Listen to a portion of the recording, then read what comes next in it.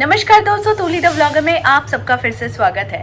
दोस्तों, आज के इस वीडियो में मैं आप लोगों को बताने जा रही हूँ कि ये 4 चीजें सावन के महीने में यानी सोमवार के दिन लाना ना भूलें और इससे बदल सकती है आपकी किस्मत। तो ये सारी चीजें मैं आज के इस वीडियो में आप लोगों को बताऊंगी। हमेशा की तरह आगे बढ़ने से पहले चैनल को सब्सक्राइब कीजिए, बेल बटन को दबाइए। वीडियोस अच्छी लगती है तो लाइक, शेयर एंड कमेंट करना बिल्कुल भी मत भूलिए। आगे बढ़ते हैं दोस्तों। अगर जीवन में धन, समृद्धि और सफलता को पाना है तो सावन के महीने का कुछ उपाय बड़ा ही कारगर होता है। और भोलेनाथ बड़े भोले होते हैं, इनको खुश करना भी बहुत आसान होता है।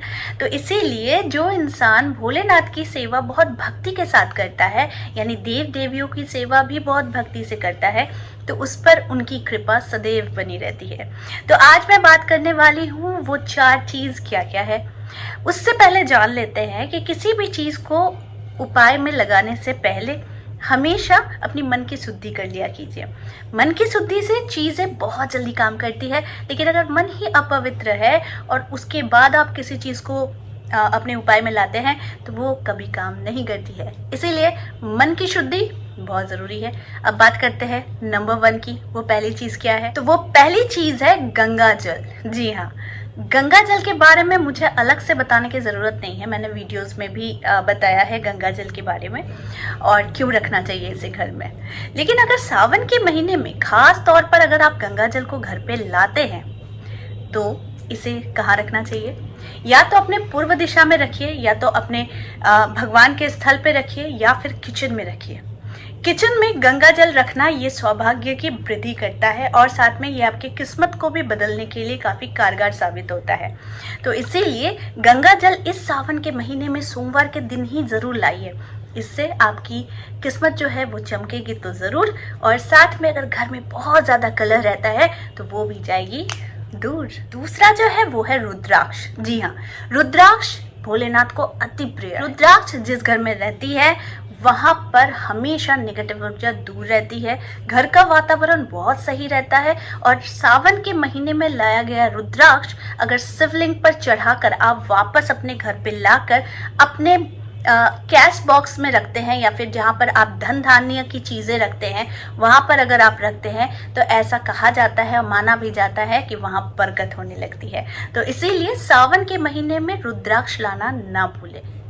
1 मुखी रुद्राक्ष सर्वश्रेष्ठ होता है। 2 मुखी, 3 मुखी, चौमुखी, पंचमुखी, आप कोई भी रुद्राक्ष लाए, लेकिन रुद्राक्ष का एक अलग ही हमारे जीवन में इम्पैक्ट होता है। यानी कि शिव जी की प्रिय चीज जब हमारे साथ रहती है तो शिव जी की दृष्टि भी हमारे ऊपर रहती है।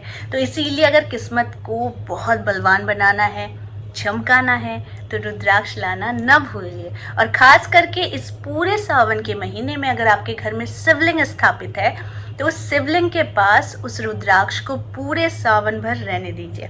उसके बाद आप इस प्रयोग को कीजिए, यानी कि अपने कैश बॉक्स में रख सकते हैं, या फिर आप जहां अपना धन रखते हैं वहां पर वहीं आप रख सकते हैं। अदरवाइज आप वहीं शिवलिंग पर छोड़कर भी रख सकते हैं, क्योंकि रुद्राक्ष के दर्शन होना प्रतिदिन भी ये आपके किस्मत को बहुत ज़्यादा चमकाता है और तेज करता है। तीसरी जो चीज़ है वो है चांदी का त्रिशूल। जी हाँ, आपको पता होना चाहिए कि भगवान को जब हम भोग अर्पित करते हैं, या फिर भगवान के लिए किसी भी चीज़ का प्रसाद अर्पण करना, या फिर भगवान के लिए हम दिया कह लीजिए, या फिर हम लोग जो तिलक लगाते हैं उसके लिए चांदी का प्रयोग होता है। तो ठीक उसी तरीके से चांदी में भी वो शक्ति होती है जो नेगेटिव एनर्जी को अपनी ओर खींच लेती है।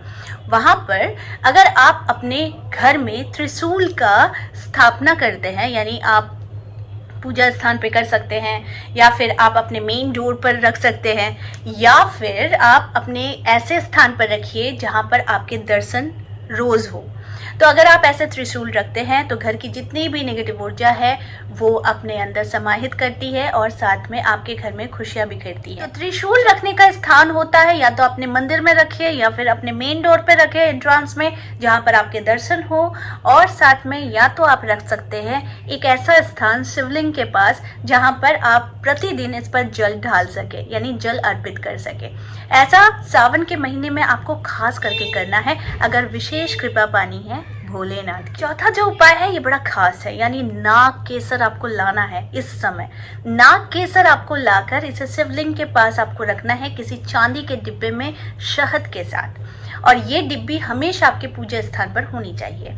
या फिर इसको पूरे सावन भर रखने के बाद, पूजा करने के बाद नाग केसर समेत उस चांदी की डिब्बी को आपको रख देना अपने कैश बॉक्स में।